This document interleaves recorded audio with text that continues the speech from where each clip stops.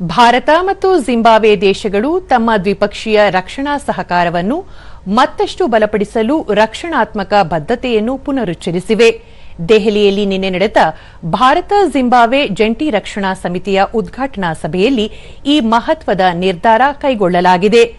ರಕ್ಷಣಾ ಸಚಿವಾಲಯದ ಜಂಟಿ ಕಾರ್ಯದರ್ಶಿ ಅಮಿತಾಬ್ ಪ್ರಸಾದ್ ಮತ್ತು ಜಿಂಬಾಬ್ವೆಯ ಕಾಯಂ ಕಾರ್ಯದರ್ಶಿ ಆರನ್ ಡೇನಿಯಲ್ ಟಾಂಡೆ ನೆಫೆರಾ ಅವರು ಜಂಟಿಯಾಗಿ ಈ ಸಭೆಯ ಅಧ್ಯಕ್ಷತೆ ವಹಿಸಿದ್ದರು.